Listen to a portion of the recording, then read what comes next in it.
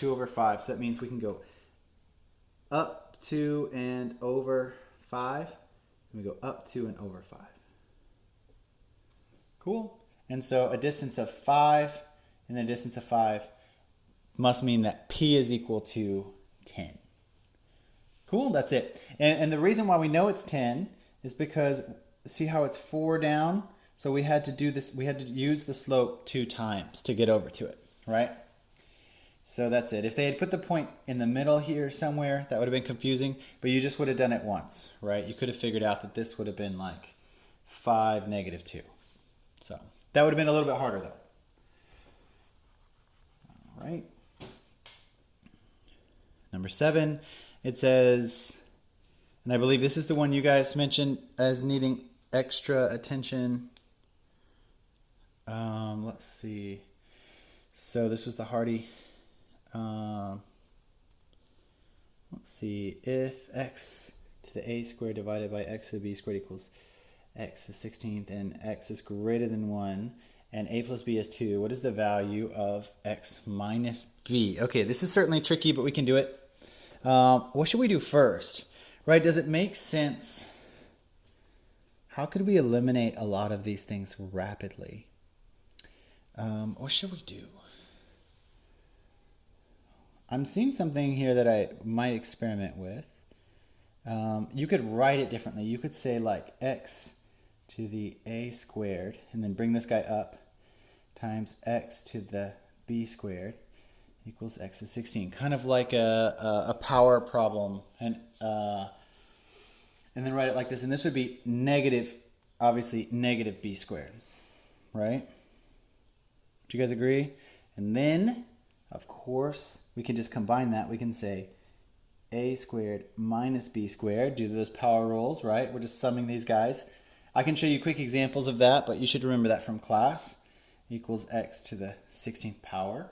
And so now notice that we have the same base and the equivalent power should be the same. So a squared minus b squared is 16. I'll use this space over here to finish. A squared minus b squared is 16. This one is a little bit hard, but don't worry. So now we only have 2 choices to solve for this. We need to factor it, right? And this is the difference of squares. A plus b times a minus b equals what? Equals 16 again. Cool. So this is complicated, but we can actually do it. Let's see. So they say here that x is greater than 1, but we don't have an x. Oh, right, because the base is greater than 1. It says, what is the value of a minus b? Oh, this is tough. This is interesting. Let's see.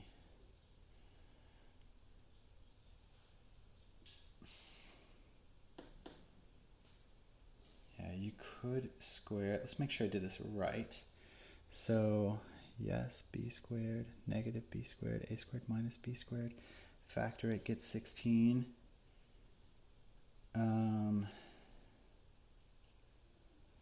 We have the a minus b term here.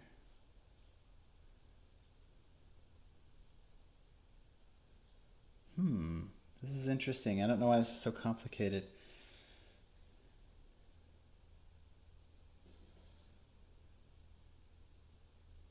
I wonder if we're supposed to move this over.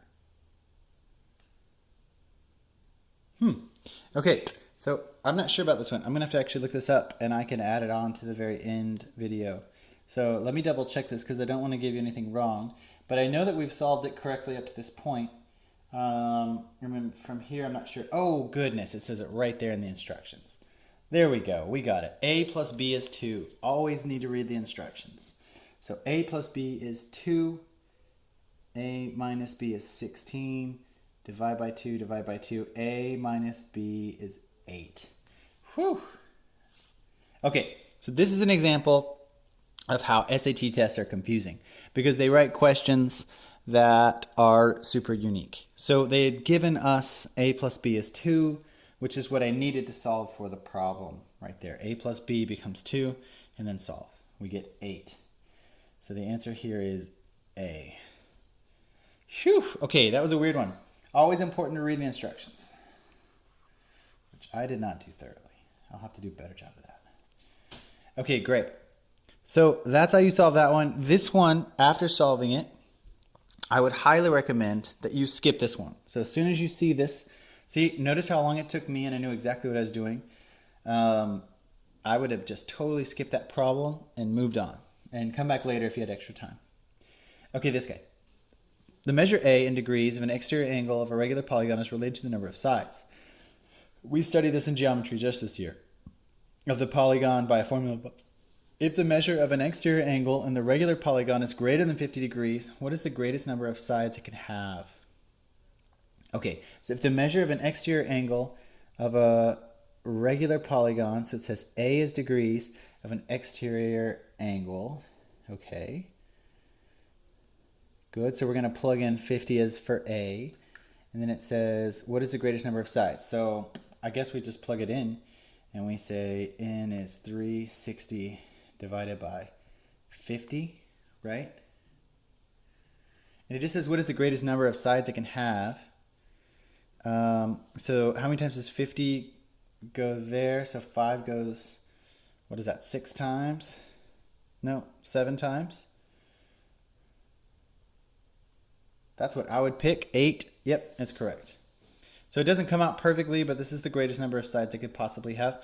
This problem is an example of a really weird one, but you just have to plug it in.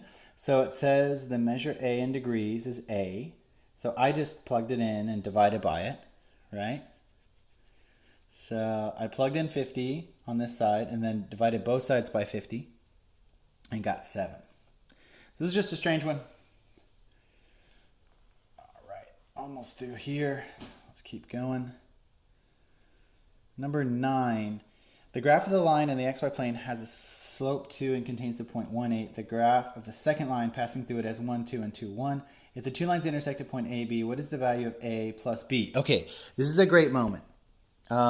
You should notice here that this one is totally going to drain your time. So what do we do when we're feeling like this is going to drain our time? You should probably skip this one. Obviously, I'll solve it for you, and I think that'll make it it'll make it easier to understand. But just know that normally, I would highly recommend just skipping this. Okay, so let's take a look. We have a graph of a line with slope 2. So they tell you the first line has slope 2 and it contains the point 1, 8. So we could say y equals 2x plus b. And we need to put this point in there. So x is 1, y is 8. A equals 2 plus b. B must be 6. Okay, good.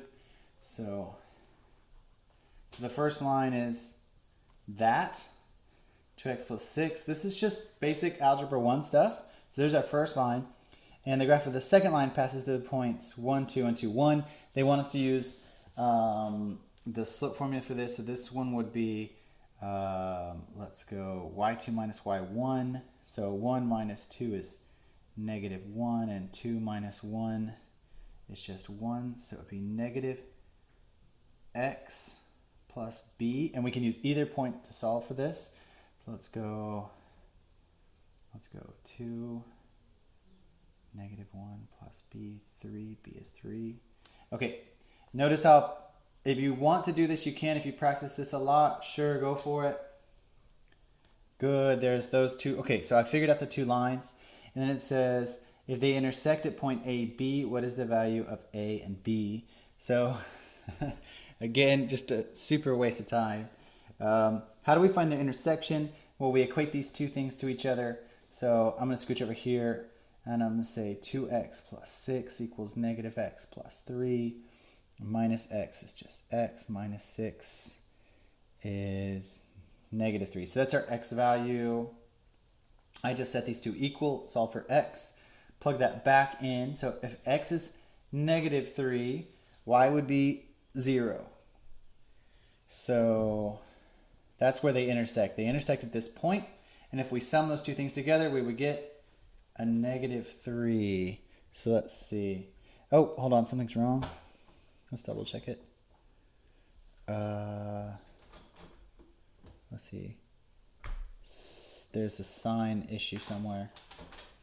Oh, this is why. It's 3x. 3x. And then minus 6. Minus 3. Something funny happened. Let me figure this out.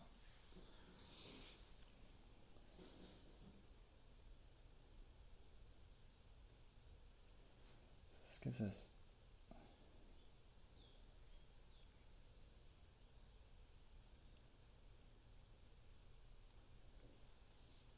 That gives us that. Okay, good. And wait, so then my x value would actually be -1. And if I plug that -1 back in,